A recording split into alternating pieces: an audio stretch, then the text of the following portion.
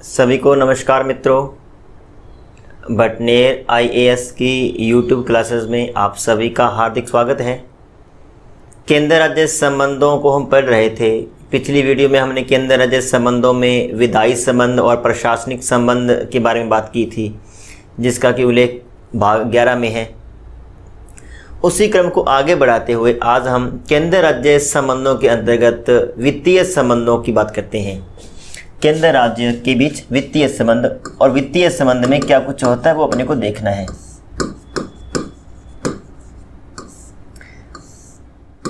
इस लेसन में आगे बढ़ने से पहले एक बहुत ही महत्वपूर्ण और संक्षिप्त जानकारी आप सब लोगों के लिए। बटनेर आईएएस ऐप पर हमारे ये तमाम क्वालिटी कोर्सेज इस वक्त मौजूद हैं, जिनमें इंडियन पॉलिटी का कंप्लीट कोर्स, सीसेट 2021 का कंप्लीट कोर्स और एनवायरनमेंट एंड इकोलॉजी का कंप्लीट कोर्स हमारे प्रीमियम कोर्सेज हैं। बाकी के कोर्सेज आप यहां पर देख पा रहे हैं। यहां पर हम बात करने वाले हैं सीसेट 2021 के कोर्स के बारे में। इसका प्राइस क्या है, इसके कंटेंट्स क्या है, क्या क्या कुछ आपको मिलने वाला है सीसेट 2021 के कोर्स के तहत। तो दोस्तों, ये जो कोर्स है इसके अंदर आपको 110 रिकॉर्डेड वीडियोस मिलने वाले हैं। ऑलरेडी ये वीडियोस रिकॉर्ड किए जा चुके हैं, पीडीएफ्स आप लोगों के लिए ऑलरेडी मौजूद है। और ये जो कोर्स है ये बाइलिंगुअल कोर्स है। स्क्रीन पर जो भी क्वेश्चंस डिस्प्ले हो रहे हैं वो हिंदी और इंग्लिश दोनों में डिस्प्ले हो रहे हैं, इसलिए किसी भी लैंग्वेज के एस्पिरेंट को दिक्कत नहीं आने वाली है। आगे दोस्तों, इसके अंदर कंटेंट्स क्या क्या है तो कंटेंट्स देख लीजिए। 120 घंटे से ज्यादा का कंटेंट यहां पर मौजूद है। सीसेट के पूरे सिलेबस को हमने कवर किया है। मैथ्स और रीजनिंग ये कवर की है अमन शर्मा सर ने, जो कि इस वक्त सेंट्रल एक्साइज इंस्पेक्टर के तौर पर पोस्टेड हैं। इनके अलावा कॉम्प्रिहेंशन को भी हमने हिंदी और इंग्लिश दोनों लैंग्वेजेस में अलग अलग कवर किया है। अमन शर्मा सर फिलहाल डाउट क्लियरेंस के लिए हमेशा अवेलेबल रहेंगे हमारे टेलीग्राम ग्रुप के अंदर। तो जो भी लोग सीसेट का कोर्स परचेज करेंगे उन लोगों को हमारे स्पेशल सीसेट टेलीग्राम ग्रुप में जोड़ा जाएगा, और अगर उनको कहीं पर कोई डाउट होता है तो उस डाउट का क्लियरेंस अमन शर्मा सर के द्वारा किया जाएगा। तो अपने आप में एक कंप्लीट पैकेज है। क्या कुछ आप लोगों को मिल रहा है और सीसेट कोर्स के अंदर वो भी आप देख लीजिए। यहां पर आपको अपने एग्जाम की तैयारी के लिए सीसेट के मॉक टेस्ट भी दिए जा रहे हैं। 5 सीसेट मॉक टेस्ट आप लोगों के लिए अवेलेबल रहेंगे। हिंदी में अलग से ये सीसेट मॉक टेस्ट रहेंगे और इंग्लिश में अलग से ये टेस्ट अवेलेबल रहेंगे। तो किसी भी माध्यम के स्टूडेंट को दिक्कत नहीं आने वाली है। क्या कुछ कवर कर रहे हैं, क्या कुछ टॉपिक्स हमने कवर किए हैं वो आप यहां पर देख सकते हैं। मैथ्स में ये तमाम टॉपिक हमने कवर किए हैं। आप वीडियो को पॉज कर तमाम टॉपिक्स को देख सकते हैं, स्क्रीनशॉट ले सकते हैं। ये सभी टॉपिक्स मैथ्स के अंदर कवर किए गए हैं। इसके अलावा ये सारे टॉपिक्स हमने रीजनिंग के अंदर कवर किए हैं। आप वीडियो को पॉज कीजिए, स्क्रीनशॉट लीजिए, आराम से सभी टॉपिक्स को देखिए। ये पूरा का पूरा सिलेबस मैथ्स और रीजनिंग का है, ठीक है। और इस तरह से कुछ हम करते हैं। ऊपर इंग्लिश में क्वेश्चन रहता है, साथ ही वही क्वेश्चन हिंदी में भी रहता है। विंडो में यहां पर आपको अपने टीचर मिलते हैं और साइड में क्वेश्चन को हल किया जाता है, सॉल्व किया जाता है। तो इस तरह से आपको कुछ हम ये कवरेज देते हैं। और इसी तरह से दोस्तों, जो कॉम्प्रिहेंशन है जिसको हिंदी में बोधगम्यता कहते हैं, उसको भी हिंदी और इंग्लिश दोनों में कवर किया गया है, ठीक है। कॉम्प्रिहेंशन की वीडियोस तो हमने अलग अलग बनाई हैं, हिंदी की वीडियो अलग और इंग्लिश की वीडियो अलग। तो अपने आप में एक कंप्लीट पैकेज है, आपको कहीं पर कोई दिक्कत नहीं आने वाली है। और अंत में इसका प्राइस आप देख लीजिए दोस्तों। ओरिजिनल प्राइस आप देख पा रहे हैं 1800 रुपए लगभग है, लेकिन प्रेजेंट इफेक्टिव प्राइस जो है वो 799 है, यानी कि 800 रुपए से कम में आप इस कोर्स को प्राप्त कर लेंगे। और हमारा यह दावा है कि पूरे भारत में यह सबसे अफोर्डेबल क्वालिटी सीसेट कोर्स है। तो ये तमाम जानकारियां आपको इस कोर्स के बारे में दी गई हैं। और ये जो कोर्स है ये आपको हमारी ऐप पर मिलने वाला है, बटनेर आईएएस ऐप, जिसको कि आप गूगल प्ले स्टोर से डाउनलोड कर सकते हैं। साथ ही साथ आप अपने लैपटॉप पर भी हमारा ये कोर्स देख सकते हैं, हमारी तमाम वीडियोस देख सकते हैं। जैसे कि आपको पहले जानकारी दी गई है, यहां पर आपको एक बार फिर से दिखा देता हूं। www.batnerias.com पर जाकर आप लैपटॉप पर भी हमारी वीडियोस को देख सकते हैं। और ये कोर्स मोबाइल पर आपको केवल हमारी ऐप में मिलेगा। धन्यवाद दोस्तों। वित्तीय संबंध जिसका उल्लेख भाग 12 और अनुच्छेद 268 से अनुच्छेद 293 तक इसका उल्लेख है। तो वित्तीय संबंध में हम पहले पढ़ेंगे कि जो करादान पावर्स है या करादान शक्ति है, करादान शक्ति का मतलब है कि किस किस क्षेत्र में किस किस सरकार को टैक्स लगाने का अधिकार है।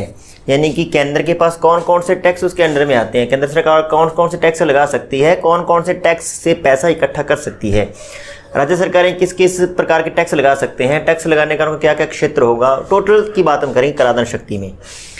तो देखिए मित्रों, जब हम बात करते हैं संघ सूची, और संघ सूची में हम पढ़ते आ रहे हैं कि कुल 100 विषयों का इसमें उल्लेख है। अब इसमें प्रश्न बन सकता है, जब वित्तीय संबंध की बात आएगी तो इसमें प्रश्न बनेगा कि संघ सूची के कितने ऐसे विषय हैं जिनका संबंध करादान से है। यानी कि वित्तीय विषय कितने हैं, इन 100 विषयों में से कितने विषय ऐसे हैं जिनका संबंध टैक्स से है, जिनका संबंध पूंजी से है, जिनका संबंध वित्त से है। ऑप्शन बन जाएंगे 13, 15, 20, 25, ऐसे करके कितने विषय हैं। तो मित्रों 15 विषय हैं संघ सूची के अंतर्गत जिसमें संघ सरकार को करादान शक्ति प्राप्त है। ये बड़ा इंपॉर्टेंट फैक्ट है। हालांकि वित्तीय संबंध में बहुत बड़ी चीज कोई पढ़ने लायक नहीं है, 2-4 बातें पढ़ने वाली।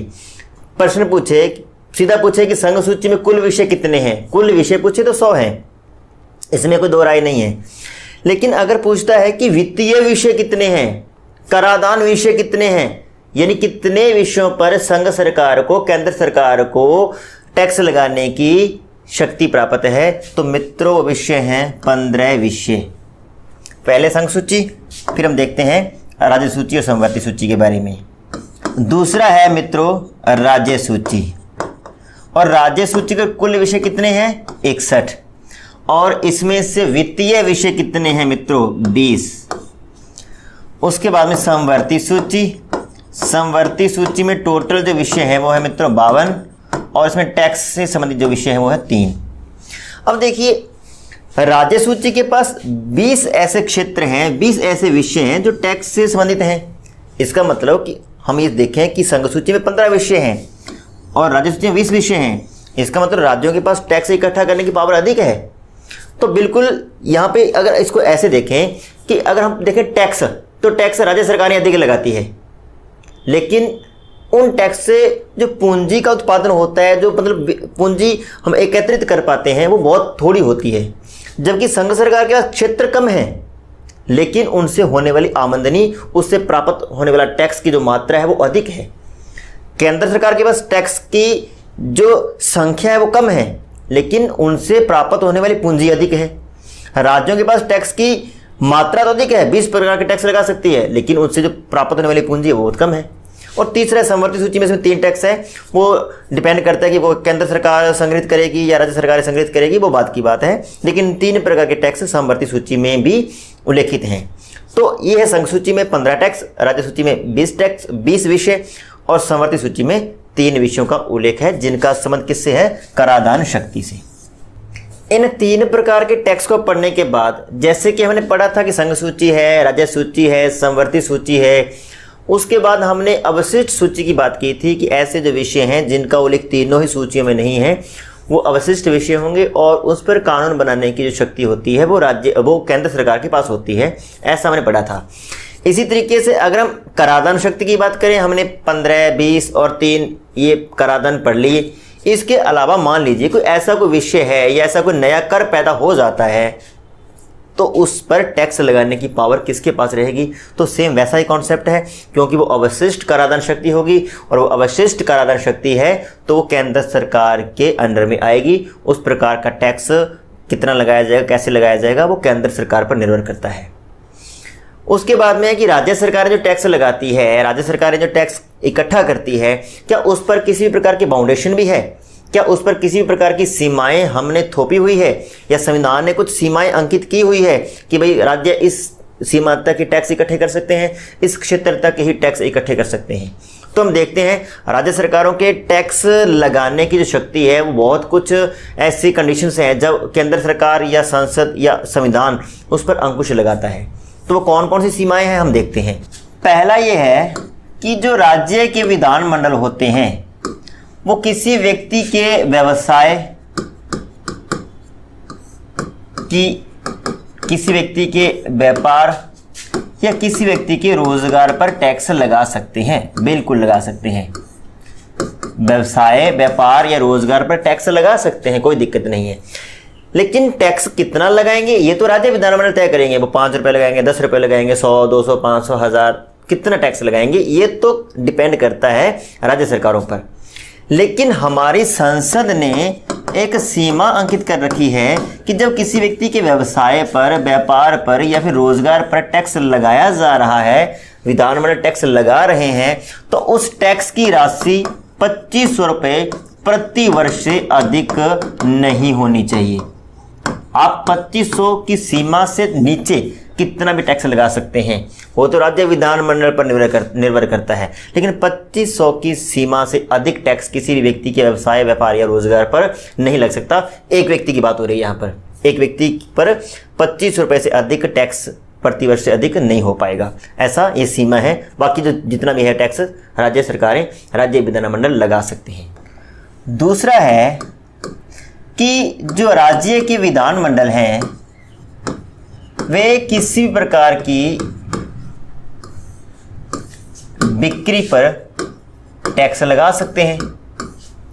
लेकिन एक ऐसा क्षेत्र है जिसमें बिक्री कर नहीं लगाया जा सकता, और वो कौन सा क्षेत्र है? वो है मित्रों अखबार, यानी कि न्यूज़पेपर पर राज्य सरकारें किसी भी प्रकार का कर आरोपित नहीं कर सकती। यानी कि जो अखबार होते हैं वो टैक्स फ्री होते हैं, क्योंकि अभिव्यक्ति की स्वतंत्रता है, तो अभिव्यक्ति की स्वतंत्रता है तो उसमें किसी प्रकार का टैक्स नहीं लगेगा। अतः अखबार की बिक्री पर किसी भी प्रकार का बिक्री कर राज्य विधानमंडल आरोपित नहीं कर सकता। ये पहला तो ये हो गया।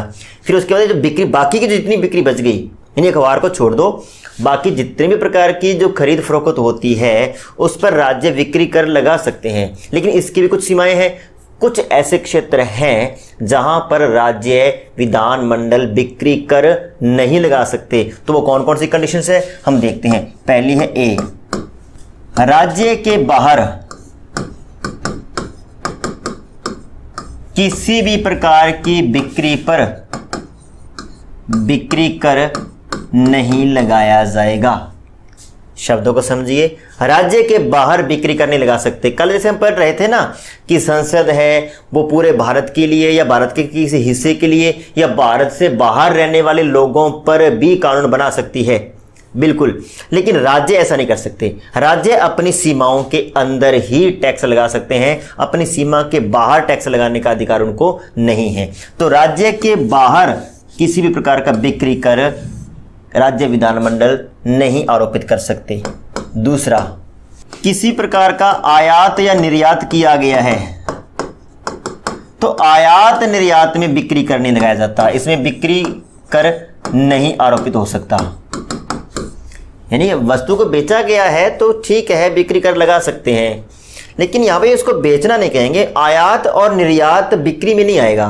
किसी वस्तु को मंगाना या किसी वस्तु को भेजना बाहर किसी राज्य से या किसी देश से आयात निर्यात होता है, तो उस पर किसी प्रकार का बिक्री कर नहीं लगाया जा सकता। ये दूसरी सीमा है। तीसरा, अगर अंतर्राष्ट्रीय व्यापार की बात कर रहे हैं हम कि अंतर्राष्ट्रीय व्यापार हो रहा है, तो अंतर्राष्ट्रीय व्यापार पर राज्य विधानमंडल किसी भी प्रकार का खरीद या फिर बिक्री कर आरोपित नहीं कर सकती। हालांकि चौथा है, चौथा को हम पढ़ लेते हैं, लेकिन तीनों को पहले मैं रिपीट कर दूं कि राज्य के बाहर किसी प्रकार की खरीद हो रही है, क्रय किया जा रहा है, विक्रय किया जा रहा है, तो उस पर किसी भी प्रकार का टैक्स नहीं लगेगा। पहली बात ये। दूसरा है कि किसी प्रकार का अगर आयात निर्यात में खरीद बिक्री हो रही है, यानी आयात निर्यात हो रहा है, उसमें अगर उसको हम खरीदा या बेचा नहीं मानेंगे, क्योंकि वो आयात या निर्यात है, तो उस पर भी खरीद या बिक्री कर नहीं लगेगा। तीसरा है कि अगर इंटरनेशनल रिलेशन की बात करें कि भाई अंतर्राष्ट्रीय व्यापार हो रहा है और अंतर्राष्ट्रीय व्यापार हो रहा है, तब राज्य खरीद बिक्री कर नहीं लगा सकते, चाहे वो किसी राज्य से क्यों ना हो रहा हो। अब मान लेते हैं राजस्थान से संगमरमर या चूना पत्थर का निर्यात किया जा रहा है, तो उस संदर्भ में राजस्थान सरकार या राज्य विधानमंडल खरीद या बिक्री कर नहीं लगा सकता। चौथा देखते हैं, अंतर्राष्ट्रीय व्यापार की बात करें हम, और अंतर्राष्ट्रीय व्यापार में किसी प्रकार के खरीद पर बिक्री पर जो कर होते हैं, संसद ने अगर उसको प्रतिबंधित कर रखा है, संसद ने उस पर कर लगाने से अगर रोक लगा रखी है, तो उस पर किसी भी प्रकार का टैक्स नहीं लगाया जा सकता। बड़ा सिंपल सा है, आप इनको समझना, क्योंकि प्रश्न बन सकता है कि निम्न में से कौन सी स्थिति में राज्य विधानमंडल खरीद या बिक्री कर आरोपित नहीं कर सकते या फिर कर सकते हैं। तो देखिए, राज्य के बाहर खरीद बिक्री कर नहीं लगाया जाएगा, आयात निर्यात पर खरीद बिक्री कर नहीं लगाया जाएगा, अंतर्राष्ट्रीय व्यापार पर किसी भी प्रकार का खरीद बिक्री कर नहीं लगाया जाएगा। अगर अंतर्राष्ट्रीय व्यापार से संबंधित संसद ने ऐसा कह रखा है कि इस प्रकार के टैक्स नहीं लगाए जाएंगे, अगर वो टैक्स संसद ने प्रतिबंधित कर रखे हैं तो उन पर टैक्स नहीं लगाया जाएगा। ये 4 सीमाएं हैं जिसमें राज्य विधानमंडल कर नहीं लगा सकता। पहला क्या है? बिक्री या खरीद या बिक्री कर पे लगेगा, खरीद या बिक्री भी कर लगेगा। लेकिन उसमें से एक चीज़ पहले ही बार कर दी, अखबार, कि अखबार पे टैक्स लगा ही नहीं सकते। और उसके बाद बाकी की जो बिक्री है उसमें से कौन कौन सी ऐसी कंडीशंस हैं जहां पे कर नहीं लगा सकती, तो वो हमने पढ़ लिए हैं। नेक्स्ट ऐसी में कि राज्य बिजली की बिक्री पर कर लगा सकता है, कोई दिक्कत नहीं है। लेकिन बिजली की बिक्री में भी कुछ ऐसी कंडीशंस हैं जिसमें कर नहीं लगाया जाएगा। नंबर 1 कि केंद्र सरकार का कोई प्रोजेक्ट तैयार हो रहा है और वहाँ पर बिजली की आवश्यकता है, वहाँ पर बिजली बेची जा रही है, तो राज्य विधानमंडल वहाँ पर कर नहीं लगा सकता।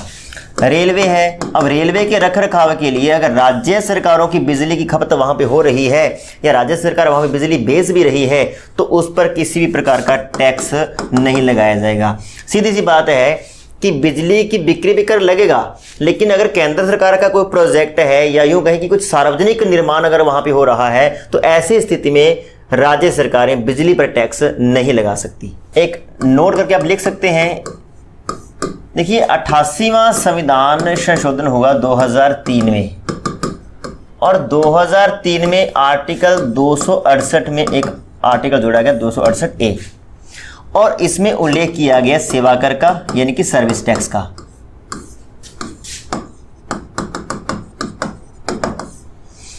अब जब हमने पढ़ा था कि जीएसटी से संबंधित जब संविधान संशोधन हुआ, 100वां संविधान संशोधन, और उसके तहत हमने बात की कि संघ सूची में एक नया कर जोड़ा गया जिसका नाम था सेवा कर, सर्विस टैक्स।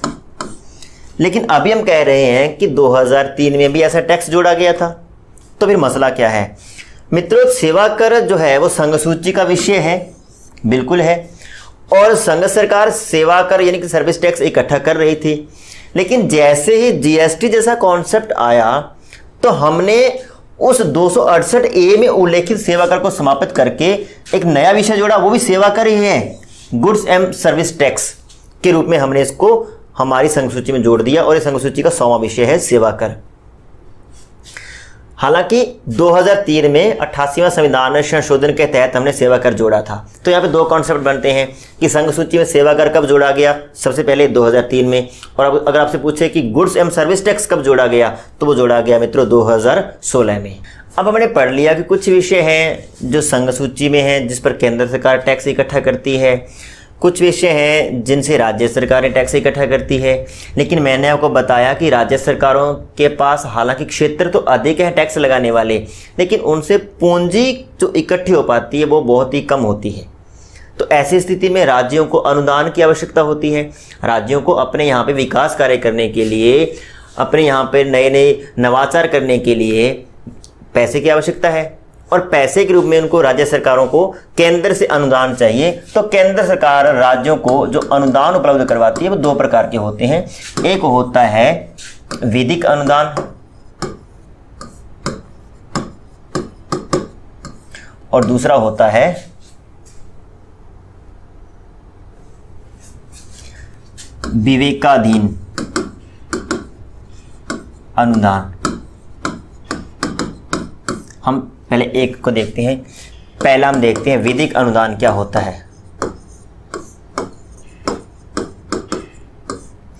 विधिक अनुदान क्या होता है कि जब संसद को लगे, जब केंद्र सरकार को लगे कि किसी राज्य विशेष को अनुदान की आवश्यकता है, अनुदान मतलब पैसे की आवश्यकता है, तो वो उन राज्यों को अनुदान के रूप में राशि उपलब्ध करवा सकती है।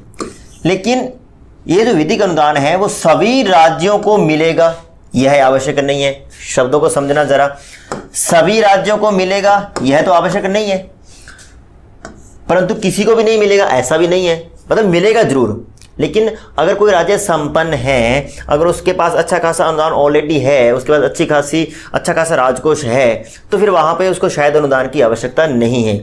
या ऐसा भी हो सकता है कि दो राज्य हैं, दोनों की अनुदान की आवश्यकता है, लेकिन एक को कम की आवश्यकता है, एक को अधिक की आवश्यकता है। तो संसद ऐसा भी कर सकती है कि एक राज्य को अनुदान अधिक दे दिया जाए और एक राज्य को अनुदान कम दे दिया जाए। ऐसा भी हो सकता है कि एक राज्य को अनुदान दे दिया जाए, एक को न दिया जाए। मतलब विधिक अनुदान में अनुदान मिलता जरूर है, लेकिन सभी राज्यों को अनुदान मिलेगा यह आवश्यक नहीं है। और विधिक अनुदान का उल्लेख है अनुच्छेद 275 में। क्या कॉन्सेप्ट है कि जब राज्यों को अनुदान की आवश्यकता होती है तो केंद्र सरकार उनको अनुदान के रूप में राशि उपलब्ध करवाती है। दूसरा है विवेकाधीन अनुदान। और विवेकाधीन अनुदान का जो उल्लेख है वो है अनुच्छेद 282 में। विवेकाधीन का मतलब होता है स्व विवेक से, कि अगर केंद्र चाहे तो अनुदान दे सकता है, चाहे तो नहीं। अगर उसको लगता है कि इस राज्य को अनुदान देना चाहिए तो केंद्र अनुदान के रूप में कुछ राशि राज्य को उपलब्ध करवा सकता है, अन्यथा नहीं। लेकिन ऐसा नहीं है कि राज्य ने डिमांड की तो अनुदान देना ही पड़ेगा। ये विवेकाधीन अनुदान होता है, ये पूर्णतः केंद्र पर निर्भर करता है कि अनुदान के रूप में राशि उपलब्ध करवानी है या नहीं करवानी। इसलिए इसको बोलते हैं विवेकाधीन अनुदान, और इसका उल्लेख है अनुच्छेद 282 में। तो वित्तीय मामलों में हमें इतने पढ़ना है, वित्तीय संबंध में बहुत ज़्यादा लंबा चौड़ा कुछ नहीं आता। अब हमें ये देखना है कि केंद्र राज्य संबंधों को सुधारने के लिए प्रयास क्या किए गए। पहले हम देखेंगे केंद्र राज्य संबंधों में टकराव की स्थिति ही क्यों पैदा होती है। हमारे संविधान में क्या ऐसे प्रावधान हैं, या फिर हमारी संसद ने क्या ऐसे प्रावधान कर रखे हैं कि केंद्र और राज्यों के मध्य टकराव की स्थिति पैदा हो रही है। तो यहाँ पे कुछ एक पॉइंट नोट करने वाले हैं। सबसे पहला जो पॉइंट है वो है राज्यपाल।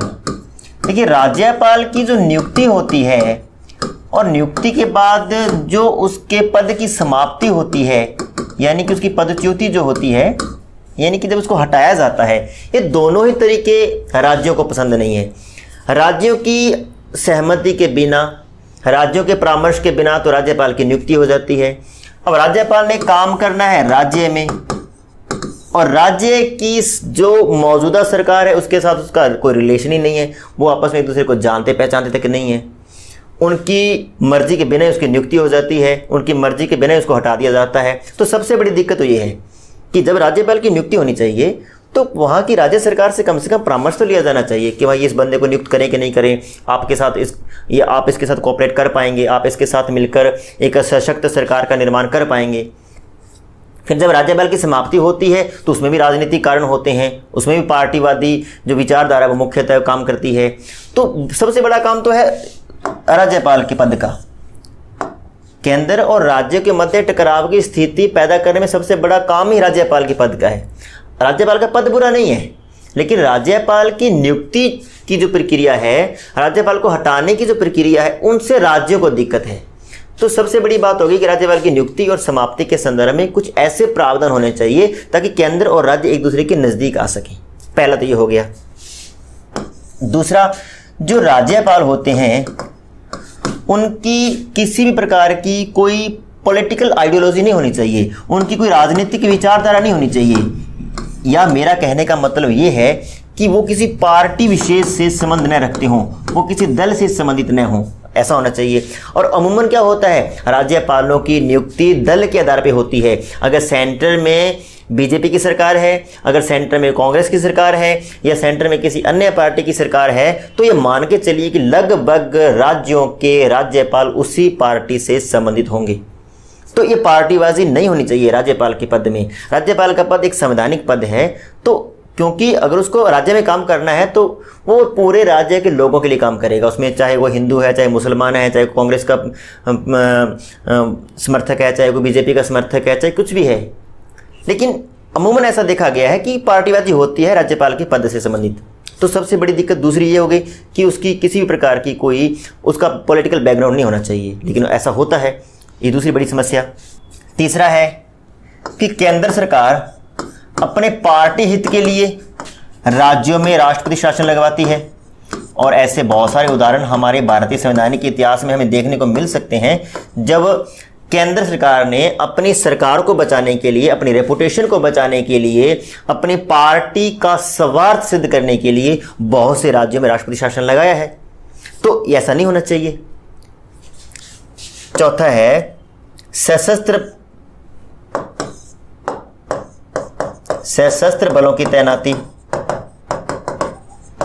किसी भी राज्य में सशस्त्र बलों की तैनाती होती है तो उसमें राज्य से भी कुछ पूछा जाए कि इस प्रकार से सशस्त्र बलों की तैनाती हो रही है, अर्धसैनिक बलों की तैनाती हो रही है, लेकिन ऐसा नहीं पूछा जाता। जब भी केंद्र सरकार में जो भी सरकार काम कर रही है वो अपने पार्टी हित के लिए, अपने स्वार्थ सिद्धि के लिए अर्धसैनिक बलों का मिसयूज करती है, राज्य सरकारों को डराने के लिए, धमकाने के लिए, या किसी भी तरीके से राज्य सरकारों पर अपना कब्जा जमाने के लिए। तो बहुत सारे कारण हैं जिससे ये सिद्ध होता है कि केंद्र राज्य संबंध में जो टकराव पैदा होता है उसमें कहीं ना कहीं हमारा पॉलिटिकल स्ट्रक्चर ही जिम्मेदार है। अगर पॉलिटिकल स्ट्रक्चर जिम्मेदार है, अगर कुछ ऐसे पॉइंट हैं जिनसे लगता है कि ये केंद्र राज्य संबंधों को केंद्र राज्य संबंधों में टकराव की स्थिति पैदा करते हैं, तो उनमें सुधार होना चाहिए। और इसी सुधार को बनाए रखने के लिए या केंद्र राज्य संबंधों को सुधारने के लिए समय समय पर विभिन्न प्रकार के आयोग, कमीशंस गठित किए जाते रहे हैं, और हमें देखना है कि कौन कौन से कमीशंस गठित किए गए हैं और उनकी क्या क्या रिकमेंडेशन थी, उन्होंने क्या क्या अनुशंसाएं दी और सरकार ने उनकी कौन कौन सी अनुशंसाएं मानी, उसके बारे में हम देखते हैं। पहला हम देखते हैं प्रशासनिक सुधार आयोग 1966। केंद्र राज्य संबंधों को बढ़ाने के लिए, केंद्र राज्य संबंधों को सौहार्दपूर्ण बनाने के लिए, सुझाव देने के लिए प्रथम प्रशासनिक सुधार आयोग का गठन किया गया, और जिसके अध्यक्ष थे मोरारजी देसाई। लेकिन आपको आइडिया होगा कि 1966 में जब इंदिरा गांधी देश की प्रधानमंत्री बनी तो मोरारजी देसाई को उप प्रधानमंत्री का पद दिया गया था, वित्त मंत्री का पद भी साथ में इनको दिया गया था, वो बाद की बात है, उप प्रधानमंत्री का पद दिया गया। तो मोरारजी देसाई इस कमीशन से हट गए। तब इस कमीशन के जो अध्यक्ष बने थे वो बने थे के हनुमंतया इसके अध्यक्ष बने। और इस आयोग ने अध्ययन करने के लिए इस आयोग के अंदर एक समिति बनाई एमसी शीतलवाड़ की अध्यक्षता में। एमसी शीतलवाड़ की अध्यक्षता में एक समिति बनाई और उस समिति ने अध्ययन किया, और उस समिति ने अध्ययन करके कुल 22 ऐसे अनुशंसाएं, रिकमेंडेशंस बताई कि अगर इनको लागू कर दिया जाए तो केंद्र और राज्य के मध्य संबंधों को मधुर बनाया जा सकता है। हम सभी रिकमेंडेशंस के बारे में तो नहीं पढ़ सकते, लेकिन 2-4 जो भी उल्लेखनीय बिंदु हैं हम उनके बारे में जरूर जिक्र करेंगे। हम देखते हैं कौन कौन से प्रावधान दिए गए थे। पहला, अनुच्छेद 263 के तहत अंतर्राज्यीय परिषद का गठन किया जाए।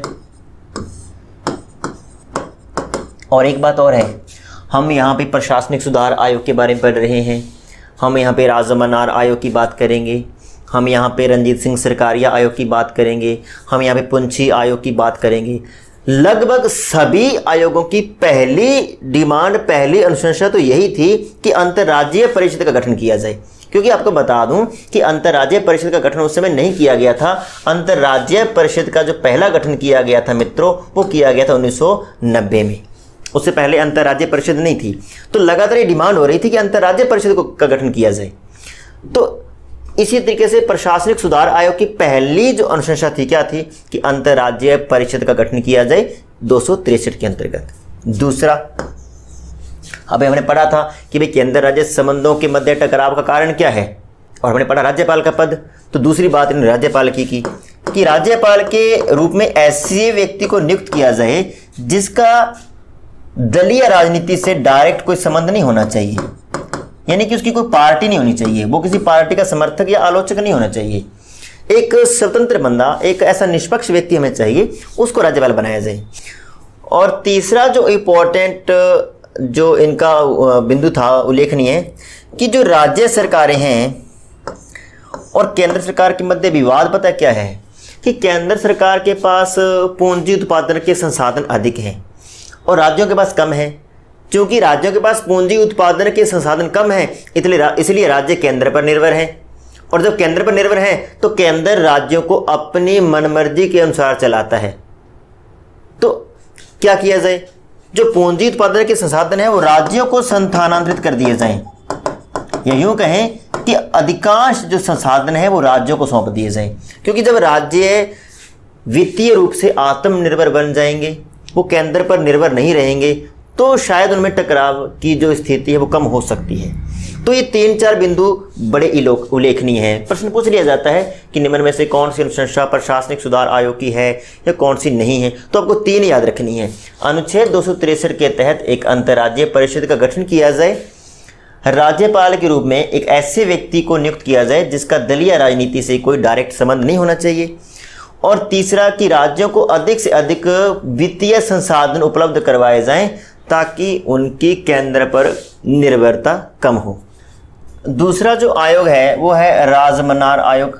तमिलनाडु सरकार ने, डीएमके पार्टी ने इस आयोग का गठन किया था। इसके जो अध्यक्ष थे वो थे वीपी राजमनार। प्रश्न ये भी पूछ लिया जाता है, देखिए मित्रों ये प्रश्न बने हुए हैं, अगर आप पुराने पेपर उठा के देखोगे तो आपको पता चलेगा ऐसे प्रश्न बनते हैं। प्रश्न बनता है कि राजमनार आयोग में निम्न में से कौन कौन सदस्य थे या कौन कौन से नहीं थे। आपको 4 ऑप्शन दे दिए जाएंगे, फिर उसमें कोड बनाए जा सकते हैं, ए और बी, ए बी और सी, बी सी डी ऐसे करके। तो राजमनार जी स्वयं तो इसके अध्यक्ष थे। एल.एस. लक्ष्मण स्वामी मुदालियर इसके एक सदस्य थे और पी.सी. चंद्रा रेड्डी भी इसके सदस्य थे। कुल 3 सदस्यीय ये कमीशन था, 3 सदस्यीय ये आयोग था। और इसकी जो अनुशंसाएं थी वो हम देखते हैं, काफी इंपॉर्टेंट थी। एक तो सेम इसने कहा कि अनुच्छेद 263 के तहत एक अंतर्राज्यीय परिषद का गठन किया जाए। सीधी सी बात है, मैंने पहले कहा कि ये तो सबसे इंपॉर्टेंट है और सबसे ऊपर यही रहेगी कि अंतर्राज्यीय परिषद का गठन किया जाए। फिर दूसरा ने कहा कि जो प्लानिंग कमीशन है, यानी कि योजना आयोग है ना, वो केंद्र सरकार के एक प्रस्ताव से तैयार की गई एक संस्था है, और क्योंकि केंद्र सरकार के प्रस्ताव से बनाई गई है तो उसमें अधिकांश सेंट्रल गवर्नमेंट का ही बोलबाला है। राज्य सरकारों का उसमें कोई रोल था ही नहीं। हमने पढ़ा योजना आयोग में मुख्यमंत्रियों का, उपराज्यपालों का, प्रशासकों का, आयुक्तों का कोई रोल नहीं था। तो योजना आयोग को पहले तो क्या है कि इसको एक संवैधानिक संस्था बनाया जाए, इसका संविधान में जिक्र किया जाए और इसका जो स्ट्रक्चर है, इसकी जो बॉडी है उसमें थोड़ा सुधार किया जाए। क्या कहा कि योजना आयोग को एक संवैधानिक संस्था बनाया जाए। क्यों बनाया जाए, इसके पीछे भी कारण था, क्योंकि योजना आयोग प्लानिंग कमीशन सेंट्रल गवर्नमेंट के प्रस्ताव से बनाई गई एक संस्था थी और इसमें सेंट्रल गवर्नमेंट का ही बोलबाला था, राज्यों का इसमें कोई रोल नहीं था।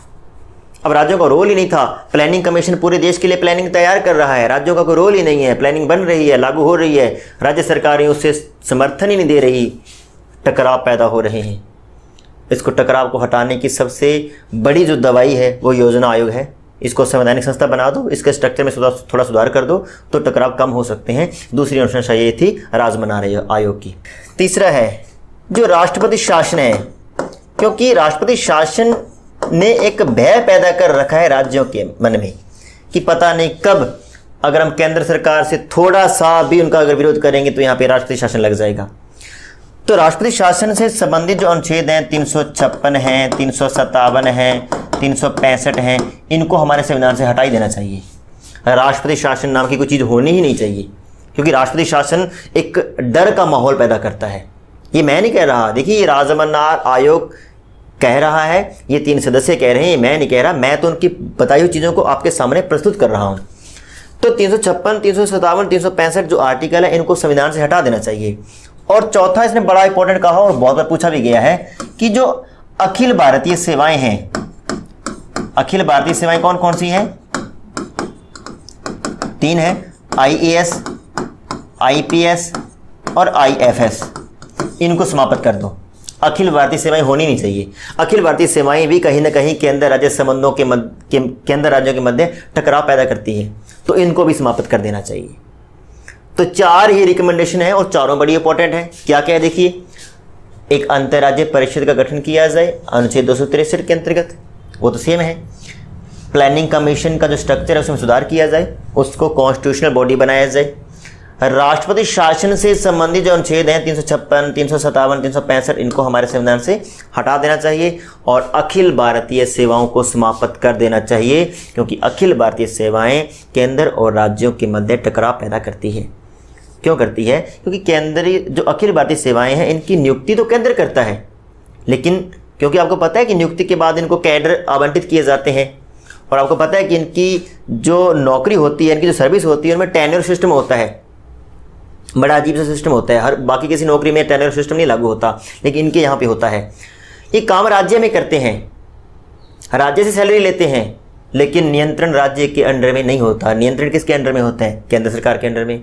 भी काम आप हमारे यहाँ पे कर रहे हो, सैलरी हमारे से ले रहे हो, लेकिन हमारी बात मान ही नहीं रहे, और जब बात ही नहीं मान रहे तो ये तो सबसे बड़ी जड़ है विवादों की।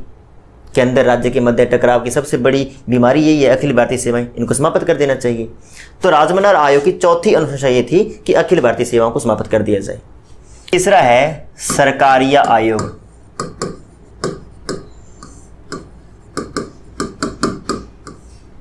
उन्नीस सौ 83 में गठित किया गया था, ये 1969 में गठित किया गया था, लिख लो यहाँ पे 1983 में गठित किया गया। और इसके जो अध्यक्ष थे वो थे रणजीत सिंह सरकारिया, और ये भी 3 सदस्यीय संस्था थी। 2 सदस्य इसमें और थे, एक थे वी शिवरामन और दूसरे थे एम आर सेन। तो ये भी 3 सदस्यीय एक संस्था थी, 3 सदस्यीय एक आयोग था। राजमनार आयोग भी 3 सदस्यीय था और सरकारी आयोग भी 3 सदस्यीय था।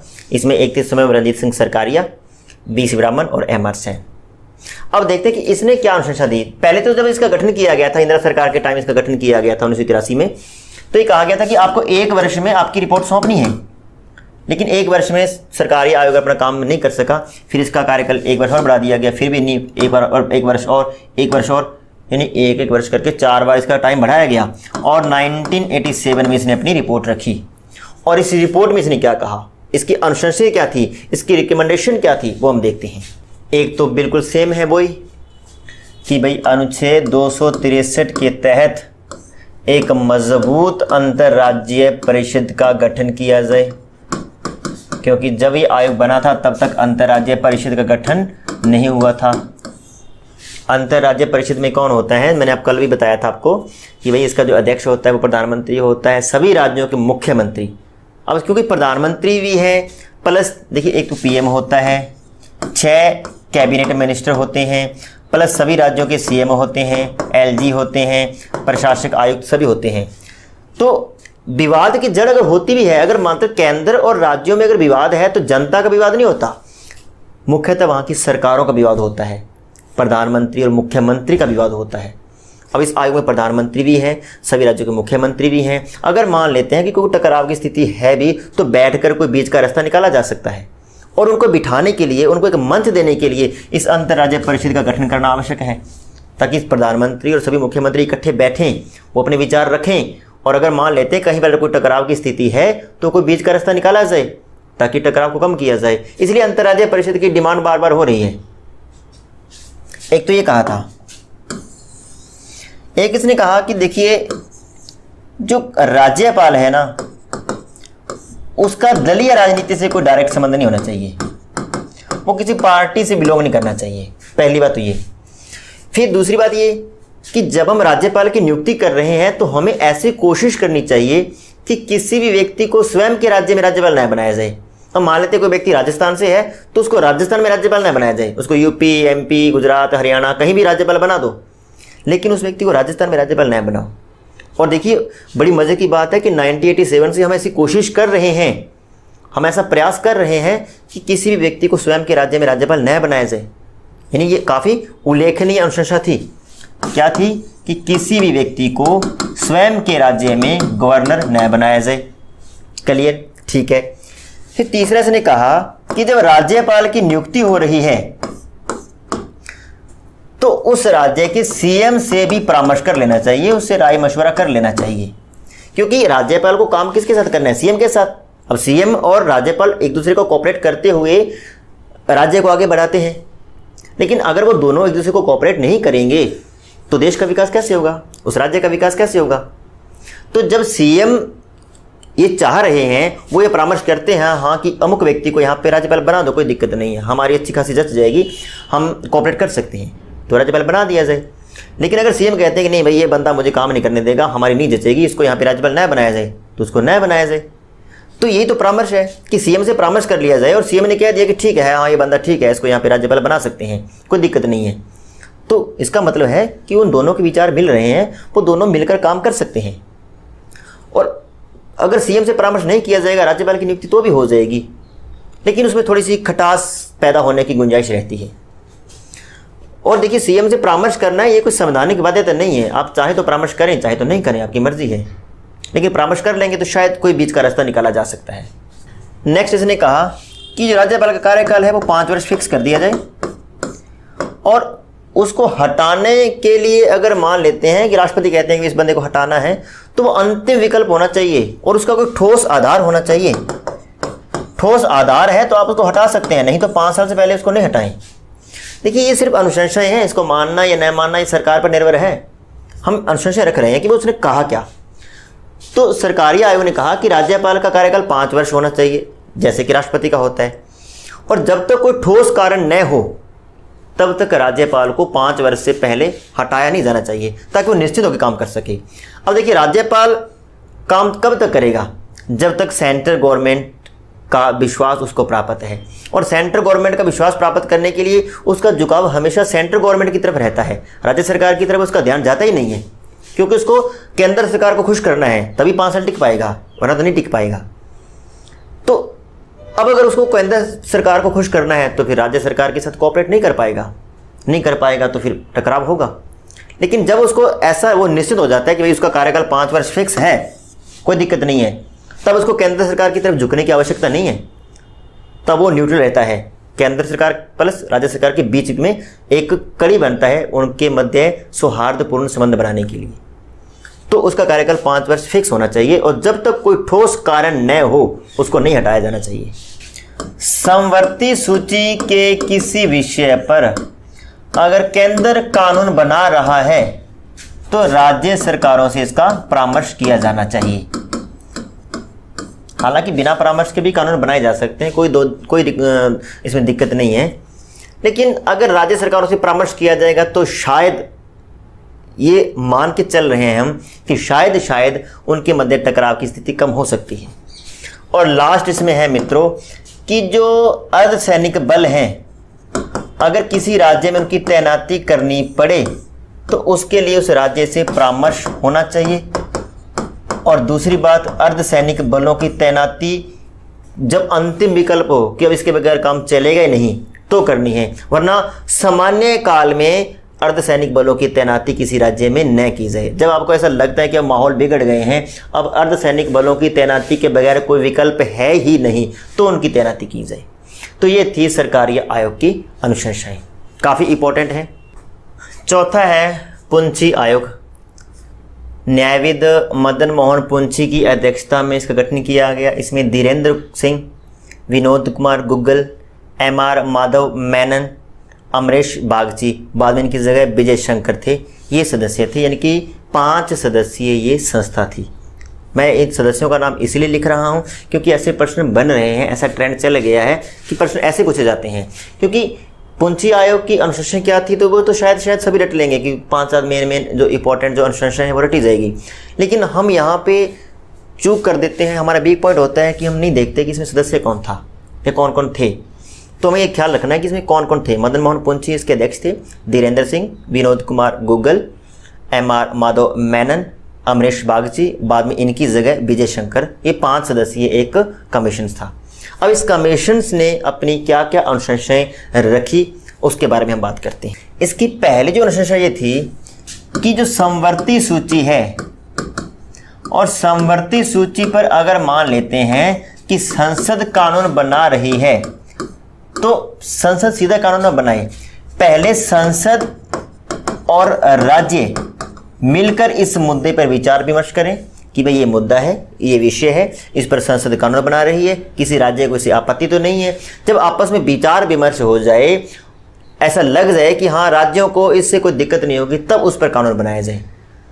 संसद अगर समवर्ती सूची के किसी विषय पर कानून बना रही है तो उसके लिए राज्यों से परामर्श कर ले ताकि टकराव को थोड़ा कम किया जा सके।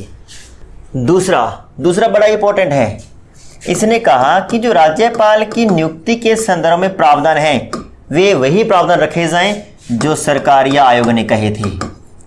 अब सरकारीय आयोग ने क्या कहे थे, मैं दोबारा दोहरा देता हूं। सरकारीय आयोग ने कहा था कि किसी भी व्यक्ति को स्वयं के राज्य में राज्यपाल न बनाया जाए, राज्यपाल के कार्यकाल को कम से कम 5 वर्ष फिक्स किया जाए और जब बहुत ठोस कारण हो तभी उसको 5 वर्ष से पहले हटाया जाए। राज्यपाल की नियुक्ति के संदर्भ में उस राज्य के मुख्यमंत्री से परामर्श किया जाए। राज्यपाल की जब नियुक्ति हो रही है तो ऐसा व्यक्ति ढूंढो जिसका दलीय राजनीति से डायरेक्ट कोई संबंध न हो। ये 4-5 अनुशंसाएं थी राज्यपाल के संदर्भ में सरकारी आयोग की। पुंछी आयोग ने कहा कि उन सिफारिशों को वैसा का वैसा उठा के रख दो, यानी राज्यपाल की नियुक्ति के संदर्भ में जो सरकारी आयोग ने रिकमेंडेशन दिए हैं वो बिल्कुल सही हैं, वैलिड हैं, उनको वैसा का वैसा अपनाया जाए। तीसरा इसने कहा कि किसी भी प्रकार का अंतर्राष्ट्रीय संधि है, समझौता है, हम कर लेते हैं और उस संधि या समझौते को पूरा करने के लिए अगर राज्य सरकारों को कुछ आर्थिक नुकसान हो रहा है तो संसद इसकी भरपाई करे, संसद इसकी क्षतिपूर्ति करेगी, संसद इस संदर्भ में कुछ नियम बनाएगी। किसी इंटरनेशनल रिलेशन को निभाते हुए, किसी अंतर्राष्ट्रीय संधि या समझौते को लागू करते हुए अगर राज्यों का कुछ आर्थिक नुकसान हो रहा है तो संसद इसकी क्षतिपूर्ति करने का प्रयास करे। संसद ऐसे नियम बनाए, ऐसे रेगुलेशन बनाए कि राज्यों की उस आर्थिक नुकसान की भरपाई हो सके। उसके बाद चौथा है कि जब सीएम को हटाने की बात आती है तो सीएम को हटाने के लिए हमारे पास क्या चाहिए, हमें चाहिए कि अगर आपको सीएम को हटाना है तो वो बहुमत खो चुका हो।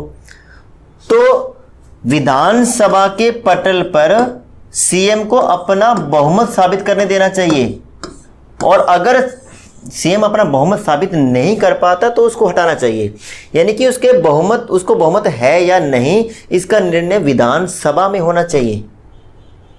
और अगर सीएम अपना बहुमत साबित कर देता है तो उसके बाद राज्यपाल को किसी भी प्रकार का इंटरफेयर नहीं करना चाहिए। जैसा कि आपने देखा होगा हमारी जो भी करंट में कर्नाटक की राजनीति है, मणिपुर की राजनीति, ऐसा कुछ हो रहा है जहां पे शायद राज्यपाल अपनी शक्तियों को कुछ मिसयूज कर रहा है, तो ऐसा नहीं होना चाहिए। और इसमें हम लास्ट पढ़ने जा रहे हैं कि जब हम 356 का प्रयोग करते हैं, यानी कि जब हम राष्ट्रपति शासन की बात करते हैं और हम कहते हैं कि किसी राज्य का अगर संवैधानिक तंत्र विफल हो गया है इसलिए वहां पर राष्ट्रपति शासन लगाया है, तो पुंछी आयोग कहता है कि अगर 356 का प्रयोग कर लिया गया है, पहली बात तो 356 का प्रयोग अंतिम विकल्प के रूप में करना चाहिए कि भाई अब तो और कोई चारा है ही नहीं, राष्ट्रपति शासन लगाना ही पड़ेगा। लेकिन अगर लगा दिया है तो हमने किस आधार पर लगाया, संवैधानिक तंत्र की विफलता। तो जब तक वहां पर संवैधानिक तंत्र विफल है तब तक ही राष्ट्रपति शासन लगाना चाहिए। यानी जैसे जैसे लगता है कि वहां की सरकार बहाल हो चुकी है, वहां की सरकार संविधान के अनुकूल काम करने में समर्थ है, तो राष्ट्रपति शासन को हटा देना चाहिए। यानी राष्ट्रपति शासन की अधिकतम सीमा कितनी होनी चाहिए, जब तक उस राज्य में संवैधानिक तंत्र सफल नहीं होता दोबारा से, तब तक होनी चाहिए बस। और दूसरा अंतिम विकल्प होना चाहिए। तो ये थी कुछ पुंछी आयोग की सिफारिशें, पुंछी आयोग की अनुशंसाएं केंद्र राज्य के संबंधों को बढ़ाने के लिए। आई होप आपको ये वीडियो अच्छा लगा होगा। केंद्र राज्य संबंधों में हम जो पढ़ रहे थे, दूसरा पार्ट हमारा था, ये आज पूरा हो गया है। हमने विधायी संबंध, प्रशासनिक संबंध, वित्तीय संबंध के बारे में बात कर ली है। न्यायिक संबंध मैंने कहा था होते ही नहीं है, क्योंकि न्यायिक शक्तियों का किसी भी प्रकार से विभाजन होता ही नहीं है। न्यायिक शक्तियाँ हमारे यहाँ पे एक ही है, केंद्र, राज्य, जिला स्तर पर सभी उसी शक्ति को फॉलो करते हैं। और उसके बाद हमने पढ़ लिया कि केंद्र और राज्य के संबंधों को बढ़ाने के लिए सरकार ने स्वयं समय समय पर जो आयोग गठित किए हैं। जो पहला आयोग था प्रशासनिक सुधार आयोग 1966, मोरारजी देसाई की अध्यक्षता में गठित हुआ था। बाद में के हनुमंतैया इसके अध्यक्ष बने थे। फिर हमने पढ़ा था राजमनार आयोग तमिलनाडु सरकार ने इसका गठन किया था, बीपी राजमनार की अध्यक्षता में। तीसरा सरकारी आयोग रणजीत सिंह सरकारिया की अध्यक्षता में 1983 में इंदिरा सरकार ने इसका गठन किया था। और चौथा है पुंछी आयोग 2007 में, जो मदन मोहन पुंछी की अध्यक्षता में गठित किया गया था। ये 4-5 आयोगों की हमने बात कर ली है, ये इंपॉर्टेंट है। तो उम्मीद है कि आपको मेरे द्वारा दी गई जानकारी अच्छी लगी होगी। अगर अच्छी लगी है तो वीडियो को लाइक करें, कमेंट करें, शेयर करें, चैनल को सब्सक्राइब करें। धन्यवाद।